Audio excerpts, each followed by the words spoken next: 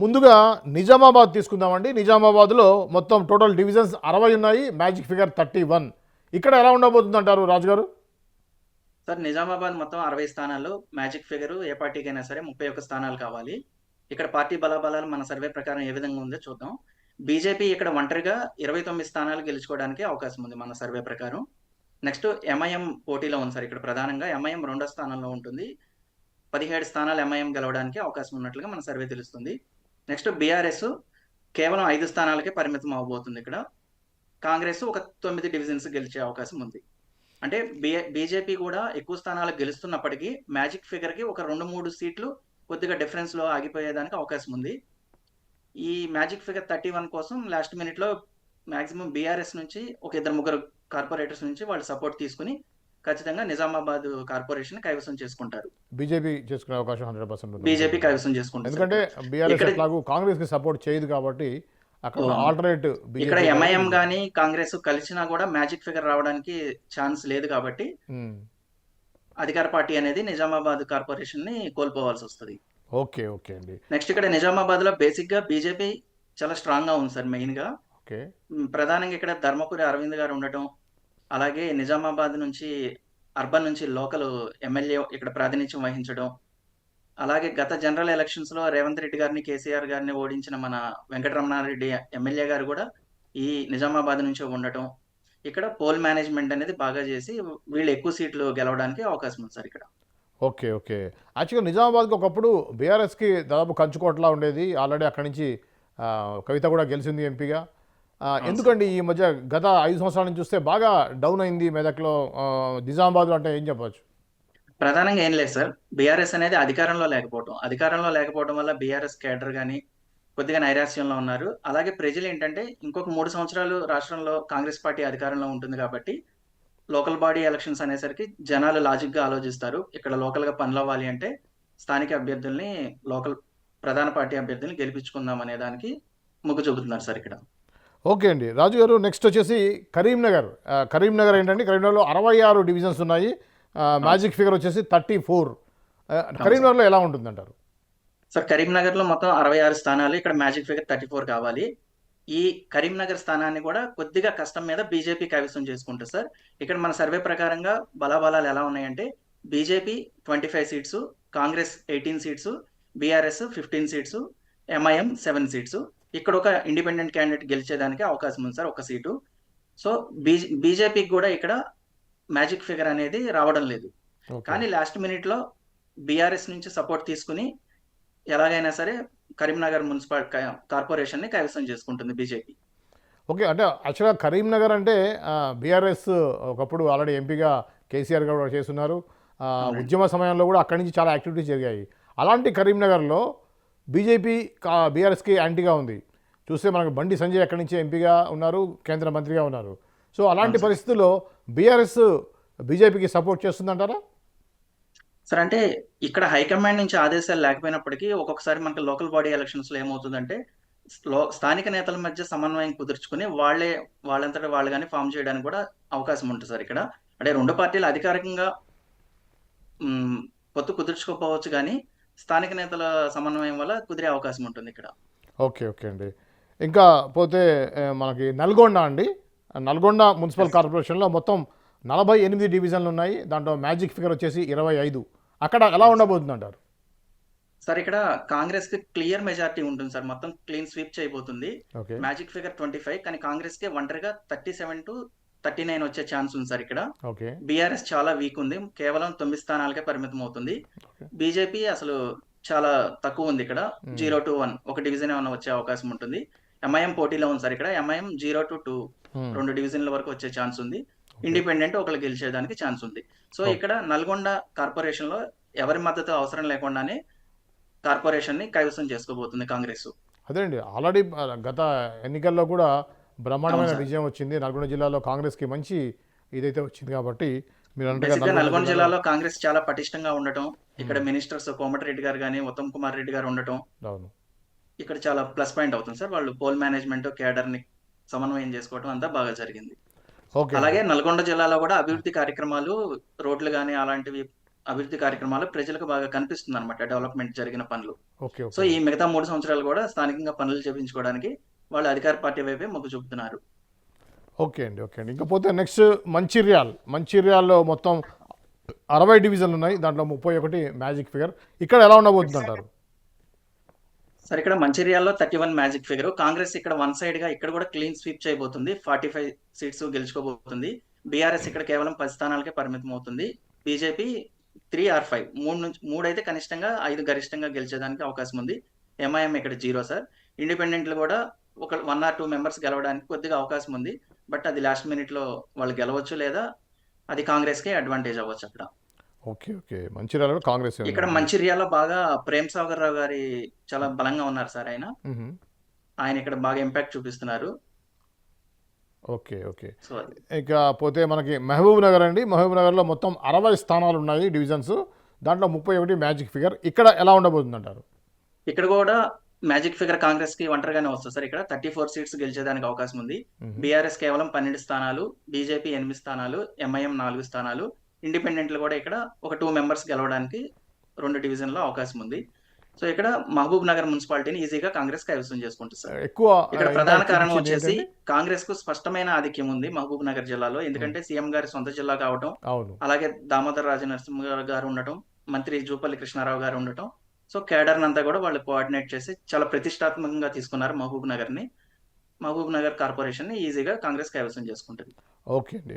Next వచ్చేసి ఖమ్మం జిల్లా, ఉమ్మడి ఖమ్మం జిల్లా ఉన్నటువంటి కొత్తగూడెం. గతంలో మనం చూసాం ఖమ్మం జిల్లాలో దాపు ఒక్కటి తప్పించి మిగతాని కూడా క్లీన్ స్వీప్ చేసింది కాంగ్రెస్. అక్కడ ఎలా ఉండబోతుంది? ఇంకోటి అక్కడ మంత్రి పొంగులేటి శ్రీనివాసరెడ్డి గారు కూడా బాగా తిరిగి 100% మేము గెలుస్తామని చెప్పారు ధీమాగా. మీ సర్వేలో ఏం తెలియదండి? మొత్తం డివిజన్స్ 60 ఉన్నాయి. దాంట్లో 31 మ్యాజిక్ ఫిగర్. ఇక్కడ ఎలా ఉండబోతుందండి? ఎగ్జాక్ట్ సార్, మీరు చెప్పినట్లుగానే magic figure 31 Congress magic figure ని దాటి స్థానాలు ఇక్కడ సంపాదించబోతుంది. 35 to 38 గరిష్టంగా వచ్చే అవకాశం ఉంది. ఇక్కడ సిపిఎం, సిపిఐ కూడా ఒంటరిగా పోటీ చేస్తున్నాయి కాబట్టి వాళ్ళు కూడా 12 స్థానాలు గెలవడానికి అవకాశం ఉంది. ఇక్కడ బీఆర్ఎస్ చాలా వెనకబడింది, 10 స్థానాలు గెలుచుకోబోతుంది. బీజేపీ ఇక్కడ అసలు పోటీలోనే లేదు సార్. ఇక్కడ 0 స్థానాలు వచ్చేదానికి అవకాశం ఉంది. ఇండిపెండెంట్లు కూడా ఒక 2-3 మెంబర్స్ గెలవడానికి అవకాశం ఉంది సార్. ఇక్కడ ప్రధానంగా ఇక్కడ కొత్తగూడెం, మన ఖమ్మం జిల్లా కొత్తగూడెం నుంచి 3 మంత్రులు ఉండటం, డిప్యూటీ సీఎం గారు కూడా ఉండటం ఇక్కడ ప్రధానంగా కలిసి వస్తుంది సార్ అధికార పార్టీకి. ఓకే. వాళ్ళ కేడర్ని బాగా కోఆర్డినేట్ చేసుకోగలుగుతున్నారు. అంటే సిపిఎం ఇంతకుముందు గతంలో సిపిఐతో కలిసి పోటీ చేసింది. స్థానికంగా ఎమ్మెల్యే కూడా సిపిఐ ఎమ్మెల్యే ఉన్నారు. ఈ క్రమంలో ఆ ఇంపాక్ట్ ఏం లేదంటారు అక్కడ? ఉంటుంది సార్. అందువల్లనే ఇంపాక్ట్ ఉంటుంది కాబట్టి 12 స్థానాలు గెలుస్తుంది. ఒకవేళ మ్యాజిక్ ఫిగర్ సరిపోకపోయినా ఆఖరి నిమిషంలో కాంగ్రెస్ కి వాళ్ళు సపోర్ట్ చేసి ఆ కార్పొరేషన్ కైవసం చేసుకుంటారు. ఇప్పుడు వాళ్ళ బలం అవసరం లేకుండానే Congress party Kothagudem municipal corporation కైవసం చేసుకోబోతుంది. సో చూద్దాం వాళ్ళు అధికార పార్టీతో భాగస్వామ్యం అవుతారా లేదా అనేది చూడాలి. ఓకే అండి. ఇకపోతే రామగుండం అండి. రామగుండం మున్సిపాలిటీలో 60 డివిజన్స్ ఉండగా 31 మ్యాజిక్ ఫిగర్. ఇక్కడ ఎలా ఉండబోతుంది అంటారు? సార్ ఇక్కడ ఈ కార్పొరేషన్ అన్నిటితో చూస్తే రామగుండం అనేది కొద్దిగా డిఫరెంట్ సార్. ఇక్కడ మ్యాజిక్ ఫిగర్ 31, కాంగ్రెస్ పార్టీకి 31 మ్యాజిక్ ఫిగర్ వస్తుంది. ఇక్కడ నో డౌట్ 35 స్థానాలు వచ్చేదానికి అవకాశం ఉంది. కానీ ఇక్కడ ఏంటంటే సార్, ఎవరు ఊహించని విధంగా AIFB, All India Forward Bloc party అనేది కూడా 11 నుంచి 12 స్థానాలు గెలవడానికి ఇక్కడ అవకాశం ఉంది. బీఆర్ఎస్ పార్టీ ఇక్కడ కేవలం 10 నుంచి 12 స్థానాలు, బీజేపీ 0 to 2, ఇండిపెండెంట్స్ కూడా ఇక్కడ ఒక 3 మెంబర్స్ వరకు గెలిచేదానికి అవకాశం ఉంది సార్. గెలవచ్చు లేదా 0 to 3 అవకాశం ఉంది. అంటే మీరు అన్నారు అధికార పార్టీకి ఎక్కువగా అవకాశం ఉంటుంది ఎక్కడైనా అన్నారు. అలాంటిది అధికార పార్టీ తర్వాత సెకండ్ ప్లేస్లో ఏఐబిఎఫ్ అనేటువంటి పార్టీ ఉండడం ఇక్కడ మొదటి నుంచి కూడా సార్ ఈ నియోజకవర్గంలో ఏఎఫ్బి పార్టీ అనేది చాలా బలంగా ఉంటుంది. ఇక్కడ సింగరేణి కార్మికులు కానీ కొన్ని వర్గాల వాళ్ళు ఏంటంటే ఈ పార్టీకి అనుకూలంగా సపోర్ట్ ఇస్తూ ఉంటారు. గతంలో కూడా ఈ పార్టీ నుంచి పోటీ చేసి శాసనసభకు కూడా ఎన్నికవడం జరిగింది కొంతమంది. సో ఇక్కడ కవిత గారు కూడా ఏఎఫ్బి పార్టీ అభ్యర్థులకి ఆవిడ మద్దతు ఇవ్వడం జరిగింది. సో అది కొంచెం వాళ్ళకి కలిసి వస్తుంది సార్. అదే కవిత ఇంపాక్ట్ అనేది ఈ యొక్క దగ్గర ఈ యొక్క రామగుండంలో మాత్రమే బాగా ఈ ఇంపాక్ట్ కార్పొరేషన్ లో కొద్దిగా కనిపిస్తుంది సార్ మనకు. ఓకే అండి. కవిత గారు ఇక్కడ మద్దతు ఇచ్చినా ఇవ్వకపోయినా కూడా ఏఎఫ్బి పార్టీకి కూడా ఇక్కడ డివిజన్స్ రావడానికి అవకాశం ఉంది సార్. ఓకే. ఓకే. అయితే ఆవిడ సపోర్ట్ ఇవ్వడం అనేది కొద్దిగా బూస్టింగ్ అవుతుంది. ఓకే. మొత్తంగా మీరు 7 కార్పొరేషన్ అవుతున్న సందర్భంలో మొత్తంగా ఓట్ షేర్ ఎలా ఉందండి? ఓకే, సీట్లు తక్కువ వచ్చినప్పుడు కూడా ఓట్ షేరింగ్ అనేది ఎలా ఉంది అంటే పర్సంటేజ్? ఓవరాల్ గా స్టాండర్డ్ గా కాంగ్రెస్ పార్టీకి 42% వరకు ఓట్ షేర్ అనేది బలంగా కనిపిస్తుంది. ఓకే. బీఆర్ఎస్ పార్టీ అనేది కూడా 30 లోపే, అంటే హ్మ్. 29-30 వరకే ఓట్ షేర్ కనిపిస్తుంది. బీజేపీకి 12-15 కనిపిస్తుంది సార్. ఓవరాల్ గా చెప్తున్నాను సార్ నేను. డివిజన్స్ ఓవరాల్‌గా. కార్పొరేషన్ వైజ్ కాకుండా ఓవరాల్ గా. అంటే మీరన్నట్టుగా అధికారంలో కాంగ్రెస్ ఉంది కాబట్టి ఖచ్చితంగా అధికార పార్టీకి వేయాలి అని కామన్‌గా అవును ఉండేటువంటి సార్. వాళ్ళు ఎక్కువగా అనుకునే అవకాశం లాజికల్ గా ఉంటుంది. ఇప్పుడు యాహ్! గతంలో పార్లమెంట్ ఎలక్షన్స్ అప్పుడు గ్రామాల్లో, పంచాయతీల్లో కూడా బీజేపీ మీద పెద్దగా పట్టు లేకపోయినప్పటికీ లాజికల్ గా ఆలోచించారు. డెవలప్మెంట్ జరగాలి అంటే పార్లమెంట్ లో అన్ని స్థానాలు బీజేపీ గెలుస్తుందని ఎవరు ఊహించలేదు. అవును. బీఆర్ఎస్ కేవలం పార్లమెంట్ లో కూడా అడుగు పెట్టలేకపోవడానికి కూడా అప్పుడు ప్రజలు ఏంటంటే ఏ మూవ్‌మెంట్ లో ఎవరికి సపోర్ట్ చేయాలి, ఎవరికి ఓటేస్తే డెవలప్మెంట్ జరుగుతది అనేది బాగా ఆలోచన చేస్తున్నారు సార్. సో 8 అందువల్ల స్థానాలు ఇచ్చారు ఎంపీగా. Yes sir. ఆ మూవ్‌మెంట్ లో బీజేపీ కలిసొచ్చింది. ఇప్పుడు అధికార పార్టీలో ఉంది. ఇది రాష్ట్రానికి సంబంధించిన విషయం కాబట్టి కాంగ్రెస్ పార్టీకి మద్దతు ఇస్తున్నారు సార్. ఎక్కువ కార్పొరేషన్‌లు, మున్సిపాలిటీల్లో కూడా. ఓకే. ఓకే. అంటే ఇప్పుడు మీరు అనుకున్నట్టుగా ఇప్పుడు మహిళా ఓట్ షేరింగ్ ఎలా ఉందండి? మహిళా ఇప్పుడనే ఉచిత ఉచిత బస్సు లాంటి కొన్ని పథకాలు యెస్ సార్. కాంగ్రెస్ ప్రవేశపెట్టే సందర్భంలో మహిళా ఓటింగ్ అనేది ఎలా ఉంది? 60% కాంగ్రెస్ అధికార పార్టీకి అనుకూలంగానే ఉంది సార్. ఓకే. ఓకే. హ్మ్. 60% ఉంది. అంటే ఇక్కడ ఇంకొక విషయం సార్. ఇందులో బీఆర్ఎస్ పార్టీకి అనుకూలంగా ఉన్నవాళ్ళు, బీఆర్ఎస్ పార్టీ మీద ఇష్టం ఉన్నవాళ్ళు కూడా లోకల్ బాడీ ఎలక్షన్స్ అవ్వడం వల్ల కాంగ్రెస్‌కి ఓటేస్తామని చెప్తున్నారు చాలా మంది. ఓకే. ఇది మళ్ళీ జనరల్ ఎలక్షన్స్ వచ్చేసరికి కొద్దిగా ఓటింగ్ అనేది ఆ ట్రెండ్ ఉండకపోవచ్చు. ఉండకపోవచ్చు సార్. ఓకే. ఓకే అండి. టోటల్‌గా చెప్పండి సార్. ఇప్పుడు టోటల్‌గా 116 స్థానాల్లో ఎలా ఉండబోతుందంటారు? సార్ 116 స్థానాల్లో అత్యధికంగా మన సర్వే ప్రకారం మా ప్రిడిక్షన్ అనేది 84 ఆర్ 85 హ్మ్. ఖచ్చితంగా కాంగ్రెస్ పార్టీ గెలవబోతుంది sir. Okay. Okay. So BRS 23 నుంచి బీఆర్ఎస్ 27. అనేది ఒక హ్మ్. Yes sir. 27, okay. 23-27 sir. Okay. గరిష్టంగా అయితే 27, హ్మ్. 23 ఈ ద మధ్యలోనే బీఆర్ఎస్ యొక్క మున్సిపాలిటీలు ఉండేదానికి అవకాశం ఉంది. ఓకే. బీజేపీ ఒక 4-5 మున్సిపాలిటీలు గెలవడానికి అవకాశం ఉంది. ఓకే. ఓకే. ఎంఐఎం అనేది ఒక హ్మ్. మున్సిపాలిటీ ఖచ్చితంగా గెలుస్తుంది. ఓకే. ఓకే. అంటే ఇక్కడ కాంగ్రెస్ మీరు 84-85 అన్నారు. సో అది యెస్ సార్. చాలా మంచి పెద్ద ఫిగరే కదా! Yes sir. మీరేమంటారు దానికి? అంటే మీరు చెప్పేది ఏంటంటే మెయిన్‌గా అధికారంలో ఉన్న ప్రభుత్వం ఇంకా 3 సంవత్సరాలు ఉంది.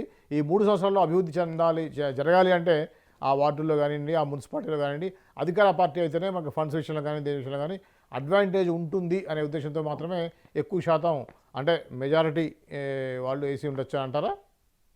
Yes sir. మున్సిపాలిటీలో ఎక్కువ భాగం గ్రామాలు కలిసి ఉన్నాయి కాబట్టి, గ్రామాల్లో ఎమ్మెల్యేల పరంగా చూసుకున్నా కూడా కాంగ్రెస్ పార్టీకి బలం ఎక్కువుంది.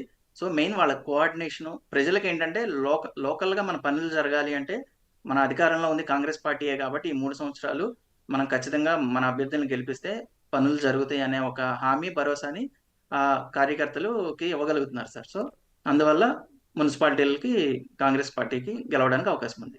ఇప్పుడు మీరు ఆల్రెడీ 2 సంవత్సరాలు అవుతుంది ఇక్కడ గవర్నమెంట్ వచ్చి కూడా. మీరు సర్వేకి వెళ్ళినప్పుడు ప్రజల నుంచి ఎటువంటి స్పందన ఉందండి? అంటే అధికార పార్టీ వైపు ఎలా ఉంది? అంటే పాజిటివ్‌గా ఉన్నారా? ఎలా ఉన్నారు?